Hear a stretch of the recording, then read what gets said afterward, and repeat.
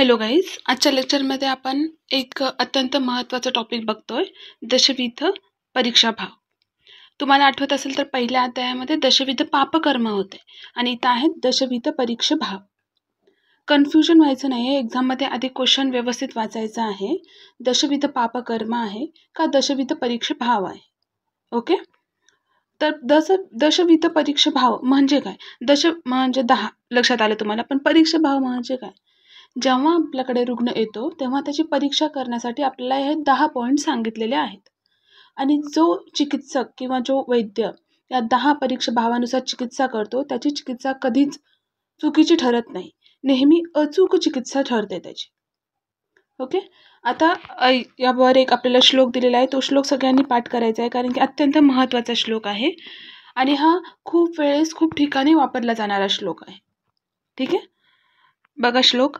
दुष्यम देशम बलम कालम अनलम प्रकृतीम वयः. जो प्रत्येक शब्द हा एक एक परीक्षा भाव आहे असं तुम्हाला लक्षात घ्यायचं आहे. दुष्यम देशम बलम कालम अनलम प्रकृती वयः सत्वम सातमें तथा आहार अवस्था च पृथक विधाः सूक्ष्म सूक्ष्माः समीक्षेषां दोष औषध निरूपणेः यो वर्तते चिकित्सयां न स सखलती जातु चित्तः. या श्लोकामध्ये त्यांनी दशविध भाव तर सांगितलेच आहेत, पण याचं काय महत्त्व आहे हे पण खालच्या 2 लाईनमध्ये सांगितलेलं आहे. बघा, पहिला दुष्यम देश काल सिक्वेन्सने बघा. दुष्यम देश बल काल अनल प्रकृती वय सत्व सातमे तथा पुढं आहार अवस्था दिल्यात आणि पृथकविधा, हे वेगवेगळे दशविध भाव आहेत. सूक्ष्म सूक्ष्म समीक्षेषाम दोष औषध निरूपणे. या 2 लाईनचा अर्थ असा आहे की या 10 घटकांच्या विविध स्वरूपांच्या जर सूक्ष्म अतिसूक्ष्म अशा छटा किंवा अवस्था काळजीपूर्वक जर आपण जाणून घेतल्या तर कोणत्याही चुकीच्या मार्गाने आपण कधीही चिकित्सा करत नाही, नेहमी आपली चिकित्सा ही अचूक ठरते. या 2 लाईनीमध्ये त्यांनी महत्त्व सांगितले आणि या 2 लाईनीमध्ये दशविध भाव कोणते आहेत ते सांगितलेले आहेत. दशविध भाव कळाले तुम्हाला आणि याचं महत्त्व काय हे कळालं. मग आता हे दशविध भावाचं आपल्याला प्रत्येकाचं डिटेलमध्ये एक्सप्लेनेशन बघायचं आहे. दुष्यम म्हणजे काय किंवा दुष्याची चिकित्सा किंवा दुष्याचं परीक्षण कसं केलं पाहिजे, देश परीक्षण कसं केलं पाहिजे, बल परीक्षण कसं केलं पाहिजे, प्रकृतीचं परीक्षण कसं केलं पाहिजे, याचं बद्दल डिटेल एक्सप्लेनेशन आपल्याला बघायचं आहे या लेक्चरमध्ये. सगळ्यात पहिला आहे आपला दुष्य. दोष म्हणजे आपले जे काही 3 दोष आहेत, वात पित्त कफ, आणि दुष्य म्हणजे रस रक्तादी धातू आणि मल, यांना आपण दुष्य म्हणतो. कळालं? दोष वात पित्त कफ आहेत आणि दुष्य रस रक्तादी धातू आणि 3 मल, यांना आपण दुष्य म्हणतो आणि प्रामुख्याने याच्यामध्ये आपण रस रक्तादी धातूंचा समावेश करतो. आता दुष्यमध्ये काय, दुष्य का आपल्याला शिकायचं आहे ते पण तितकंच महत्त्वाचं आहे. बघा, साध्य असाध्यत्व कळण्यासाठी कोणता व्याधी कोणत्या दुष्याच्या आश्रयाने राहतो. एखादा व्याधी झालाय तो कोणत्या दुष्याच्या आश्रयाने राहतो, तो रक्ताच्या आश्रयाने राहतो, रसाच्या आश्रयाने राहतो की कोणत्या दुष्याच्या आश्रयाने राहतो, यानुसार त्याची साध्य असाध्यता आपल्याला कळते. जसं की आपण उदाहरण घ्या, मेदधातूच्या आश्रयाने जे श्विद्र हा एक डिसीज आहे, स्किन डिसीज आहे. तो जर मेदधातूच्या आश्रयाने राहत असेल तर मात्र तो असाध्य ठरतो, पण जर मांसधातूच्या आश्रयाने राहत असेल तर तो मात्र कृच्छ साध्य ठरतो. हा पहिला पॉईंट सगळ्यांना क्लिअर झाला, साध्य असाध्यत्व. आता दुसरा पॉईंट आहे त्याच्यामधलाच दोष दुष्य संबंध. कोणता दोष कोणत्या दुष्याच्या सापेक्षाने व्याधिकर झाला आहे यावर चिकित्सा आहे, तो शब्द चिकित्सा अवलंबून असते. जसं की प्रमेय आहे, प्रमेयामध्ये मेदोधातूची दृष्टी झाली आहे, त्यामुळे पित्तज प्रमेय ही चिकित्सा आपल्याला अवघड जाते. ओके, बघा इथं कसं कोरिलेट केलंय. जर प्रमेय असेल तो मेदधातूच्या आश्रयाने राहत असेल तर तिथं पित्तज प्रमेय, आणि त्यातल्या त्यात जर पित्तज प्रमेय असेल, पित्तज प्रमेय मेदधातूच्या आश्रयाने राहत असेल, मग आपण पित्तज प्रमेयावर चिकित्सा काय देणार, स्निग्ध शीत गुरुगुणात्मक चिकित्सा देणार. परंतु याच्यामुळे काय होईल, मेदधातूची दृष्टी आणखीन होईल आणि प्रमेय आणखीन जास्त वाढ. लक्षात येते, जो पित्तज प्रमेय आहे, दोष दुष्य संबंधामध्ये काय, पित्तज प्रमेय हे दोष झाला, प्रमेयाचा दोष आहे पित्त आणि दुष्य जर मेदधातू असेल तर त्याची चिकित्सा करणं अत्यंत अवघड जातं. कारण की जेव्हा पित्तज प्रमेहाला कमी करणारी आपण चिकित्सा देतो, स्निग्ध, शीत, गुरुगुणात्मक, तेव्हा मात्र इकडं दुसऱ्या साईडला आपल्याला मेद धातू वाढलेला दिसून येतो. म्हणून हे चिकित्सेसाठी अवघड जातं. तेव्हा आपल्याला दोषदुष्य संबंध पण ओळखून त्यानुसार चिकित्सा केली पाहिजे आपण. ठीक आहे. आता पुढचा पॉईंट आहे औषधींची निवड आपण कशी करायची. दोष व व्याधी एकच असेल तरीही दुष्याप्रमाणे आपण औषध बदलत असतो. जसं की आपल्याला विषम ज्वराचे प्रकार माहिती आहेत, सतत ज्वर आणि संतत ज्वर. मग सतत हे शब्द अत्यंत महत्त्वाचे आहेत. बघा, सतत ज्वर आणि संतत ज्वर. सतत ज्वरामध्ये रसधातूची दृष्टी असते आणि संतत ज्वरामध्ये रक्तधातूची दृष्टी असते. आणि हे दोन्ही पण विषम ज्वराचे प्रकार. ज्वर तर विषम ज्वर आहे, मग त्याच्यामधले सतत ज्वर आणि संतत ज्वर हे दोन वेगवेगळे प्रकार झाले. सतत ज्वर रसदृष्टीमुळे आणि संतत ज्वर रक्तदृष्टीमुळे निर्माण होते. मग त्याच्या चिकित्सेमध्ये पण बदल होतो. सतत ज्वरामध्ये रसदृष्टी कमी करणारी चिकित्सा आणि संतत ज्वरामध्ये रक्तदृष्टी कमी करणारी चिकित्सा आपण देऊ. इथपर्यंत आलं लक्षात. व्याधीचं साध्य असाध्यता आपल्याला दुष्यावरून आपल्याला व्याधीच्या साध्य असाध्यत्वाची एक आयडिया येऊन जाते. तसेच दोषदुष्य संबंध जर समजले आपल्याला तर त्या व्याधीमध्ये कोणती चिकित्सा द्यायची हे कळून येतं. जेणेकरून दोषावर चिकित्सा देताना दुष्याची वृद्धी नाही झाली पाहिजे आणि दुष्यावर चिकित्सा देताना दोषांची वृद्धी नाही झाली पाहिजे. आणि औषध निवड करताना पण आपण दुष्यांचा विचार करतो की कोणत्या दुष्यामुळे तो व्याधी झालेला आहे. इथपर्यंत दुष्य समजलं तुम्हाला. पुढचा पॉईंट आहे देश. देशमध्ये पण आपल्याला प्रकार पडतात, भूमिदेश आणि देहदेश. भूमिदेशामध्ये भूमीप्रमाणे विशिष्ट व्याधी निर्माण होण्याची शक्यता असते. भूमिदेश माहिती आहे तुम्हाला, अनुप, जांगम आणि साधारण. मग आता आपल्याला इथं एक्झाम्पल घ्यायचं आहे अनुपदेशाचा. एक मिनिट. अनुपदेशाचा आपल्याला एक्झाम्पल घ्यायचं आहे. अनुपदेशामध्ये देशातील लोकांना आम्लपित्त हा अधिक प्रमाणामध्ये होतो, कारण की तिथलं तसं वातावरण आहे. भूमिदेशामध्ये आपल्याला भूमीप्रमाणे विशिष्ट व्याधीची निर्मिती होत असते आणि त्यातल्या त्यात अनुप देशातील जे लोक असतात त्यांना आम्लपित्त हे अधिक जास्त प्रमाणात होत असतं. त्यामुळे आपल्याला आपण केस टेकिंग घेताना पण कोणता देश आहे म्हणजे तुम्ही कुठे राहता हे विचारतो आपण आणि त्या एरियानुसार आपण ठरवतो की तो साधारण देश आहे, जांगम देश आहे का अनुपदेश आहे. आणि जेव्हा आम्लपित्ताचे पेशंट आले तेव्हा आपण एक आयडिया केली पाहिजे की तो कुठून आलेला आहे. जर तो अनुपदेशातील असेल तर त्याला त्यानुसार चिकित्सा दिली पाहिजे. जांगम देशातील असेल तर जांगम देशामध्ये आम्लपित्त हे रेअर होतं, मग त्यानुसार त्याला आपण चिकित्सा देतो. हे भूमिदेश झालं. आता आपल्याला देहदेश बघायचं आहे. देहदेशामध्ये काय, शरीराच्या कोणत्या भागामध्ये व्याधी झाला आहे, शरीराच्या कोणत्या भागात एकच व्याधी आहे पण तो कोणत्या भागात झाला आहे त्यानुसार आपल्याला चिकित्सा द्यायची आहे. जसं की बघा, आता आपल्याला स्वेदन चिकित्साच द्यायची आहे. मात्र कोणत्या, आता बघा वात, आपण स्वेदन चिकित्सा कशावर देतो, वातावर देतो. मग जर तो वात आमाशयगत असेल तर आपण वृक्ष स्वेदन देतो आणि जर तो पक्वाशयगत असेल तर स्निग्ध स्वेदन देतो. चिकित्सा सेम आहे, स्वेदन ही चिकित्सा सेम आहे आणि आपला व्याधी पण सेम आहे, वात. परंतु कोणता देश, शरीराच्या कोणत्या भागात व्याधी झाला त्यानुसार आपली चिकित्सा पण बदलते. आमाशयगत असेल वात तर वृक्षस्वेदन आणि पक्वाशयगत असेल तर स्निग्ध स्वेदन. बघा किती महत्त्वाचे छोटे छोटे पॉईंट सुद्धा आपण मिस करतो. हे पॉईंट झालं. आता तिसरा पॉईंट आपल्याला बघायचा आहे बल. त्या रुग्णाचं बल कसं आहे यानुसार पण चिकित्सा ठरवता येते. किंवा जो व्याधी झालेला आहे त्या व्याधीला तो कितीपत सहन करू शकतो यावरून साध्य असाध्यत्व आपण ठरवतो. पहिला पॉईंट आहे रुग्ण शरीर बल. जर दुर्बल रुग्ण असेल तर व्याधी असाध्यकडे लवकर जातो आणि जर मनाने खंबीर रुग्ण असेल किंवा एकदम त्याची प्रकृती वगैरे समान असेल, त्याची शरीर रचना पण व्यवस्थित असेल तर तो व्यक्ती तितक्या लवकर असाध्यतेकडे जात नाही, कारण की त्याच्यामध्ये तितकं बल असतं की तो व्याधीला सहन करू शकेल. परंतु जो दुर्बल व्यक्ती असतो तो लवकर असाध्यतेकडे जातो. मग रुग्णाची मानस बल काय आहे यावरून पण आपल्याला ठरवावं लागतं. त्या रुग्णाचं मनसामर्थ्यानुसार तो रुग्ण व्याधीची तीव्रता व्यक्त करत असतो. मग ते आपण नीट समजून घेतली पाहिजे. जो सत्वगुणात्मक आहे, आपल्याला पुढे सत्व पण पॉईंट दिला पण इथे एक्सप्लेन करते. जो सत्वगुणात्मक आहे, प्रवर सात्वाचा आहे, तो व्यक्ती आपल्याला जे डिसीज झाला तो तितक्या जास्त प्रमाणात सांगत नाही. मात्र अवर सत्वाचा व्यक्ती थोडा जरी डिसीज झाला तर त्याला खूप मोठं करून सांगतो. मग आपल्याला कळायला पाहिजे की हा डिसीज नेमका कितपत याला त्रास देतो. तर मनसामर्थ्यानुसार रुग्ण त्याची तीव्रता व्याधीची एक्सप्लेन करत असतो, पण आपण समजून घेऊन नंतरच त्याला पंचकर्मासारखे किंवा औषधी वगैरे दिले पाहिजे. मग दोषबल येतो पुढचा पॉईंट. दोषबलामध्ये काय, जर दोषबल अधिक असेल तर आपण शोधन चिकित्सा देतो आणि जर दोषबल कमी असेल तर शमन चिकित्सा देतो. औषध बल, तर बघा औषध 3 प्रकारचे असतात, मृदू, मध्यम आणि तीक्ष्ण. मृदू, मध्यम, तीक्ष्ण. तसंच ते गुरु गुणात्मक, लघु गुणात्मक असे पण असतात.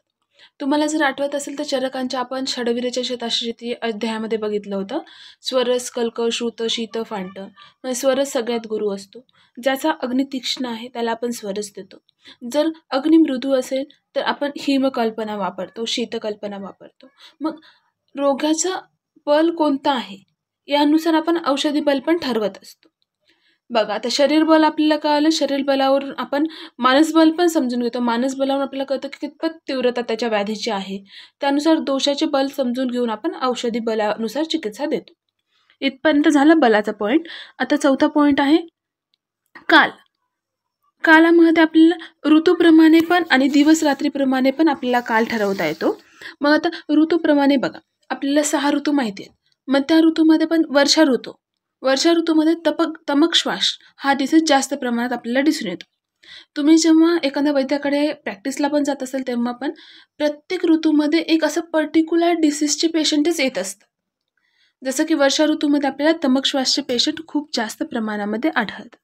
आणि आता दिवस आणि रात्री हे झालं ऋतूप्रमाणे. आणि दिवस रात्रीप्रमाणे आपल्याला माहिती आहे दिवसा आणि रात्री वेगवेगळे आपल्या बॉडीची पण एक दिनचर्या असते किंवा रात्रीचर्या असते, त्यानुसार बॉडीमध्ये काही चेंजेस होत असतात. मग आता कफशोथ हा रात्री जास्त वाढतो ॲज कम्पेअर टू दिवसा.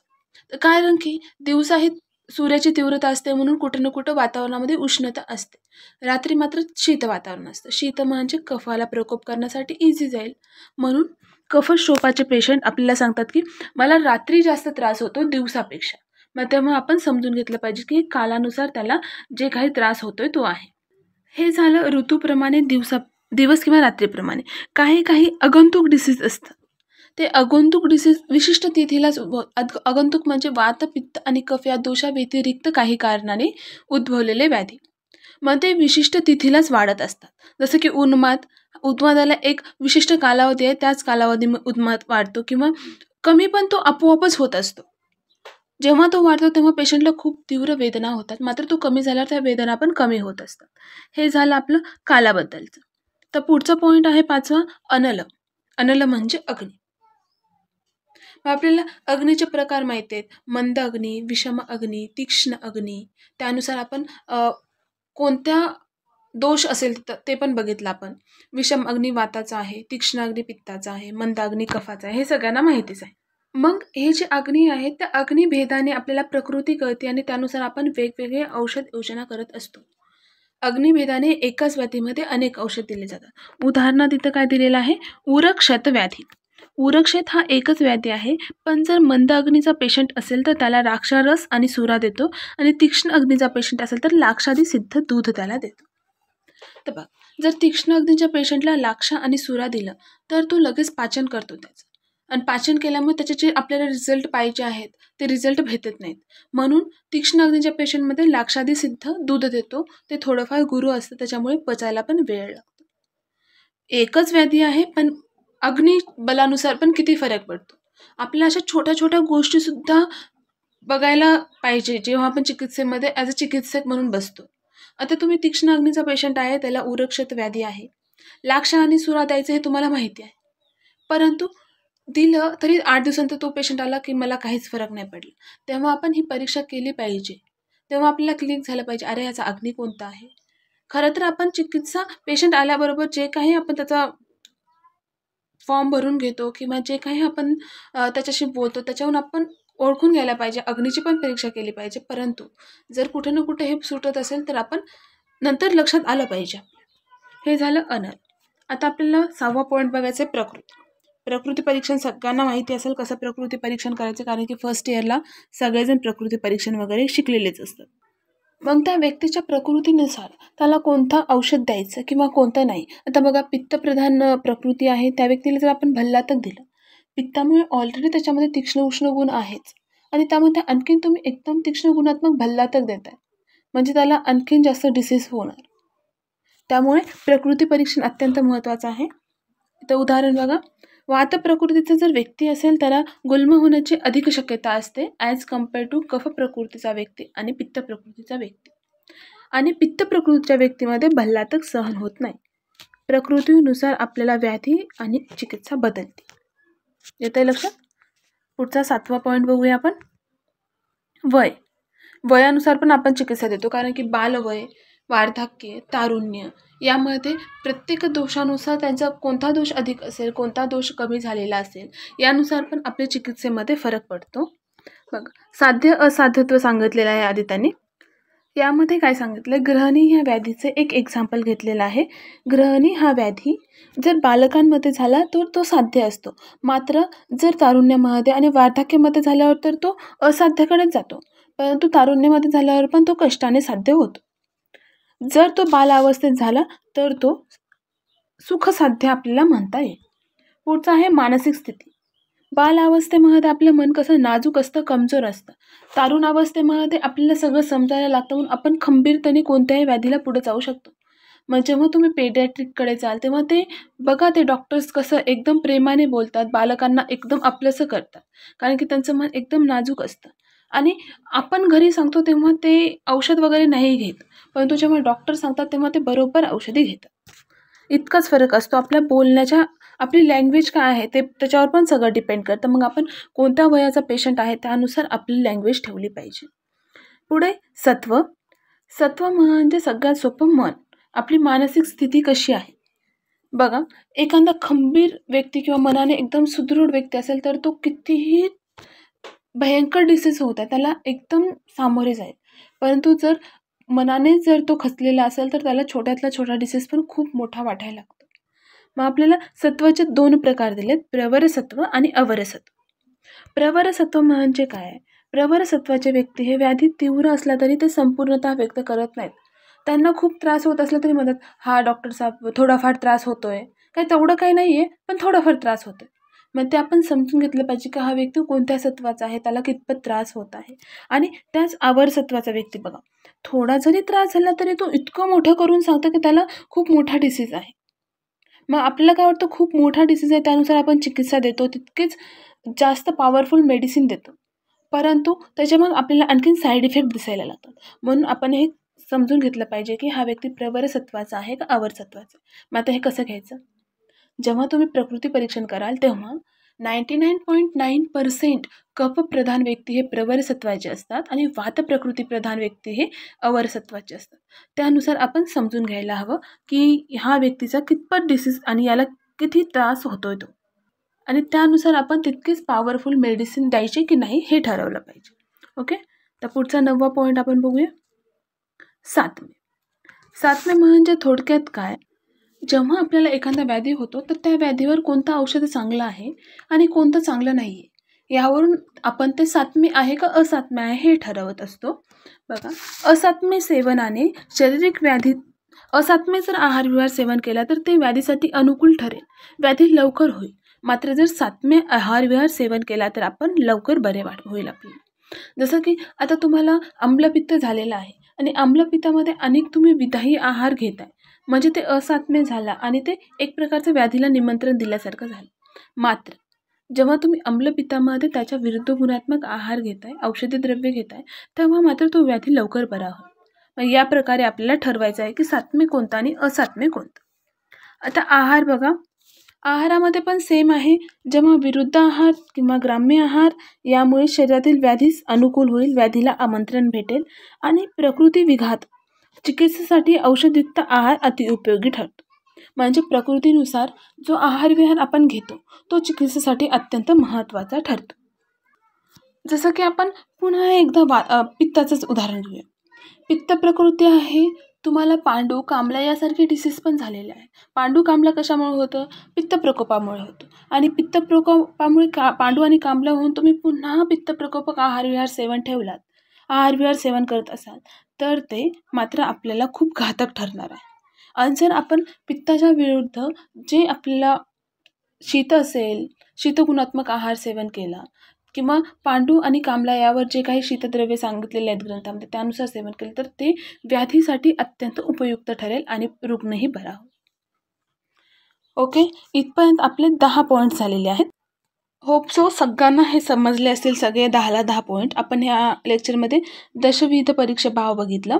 पहिल्यांदा श्लोक बघितला होता, दुष्यम देशम बलम कालम अनलम प्रकृती वयः सत्वम सात्वम तथा आहार अवस्थाच पृथक्विदाः सूक्ष्म सूक्ष्म समीक्षेषां दोष औषध निरूपणेः यो वर्तते चिकित्सयां न स सकलती जातोचित्त. पहिल्या 2 लाईन तर सगळ्यांना पाठच करायच्यात, कारण की जेव्हा तुम्ही हा क्वेश्चन येईल आणि लिहाल तेव्हा तुम्हाला 10 पॉईंट्स आठवण्यापेक्षा 2 लाईनचा श्लोक आठवणं इझी पडेल. ठीक आहे, होप्स सगळ्यांना इथपर्यंत समजलं असेल. इथे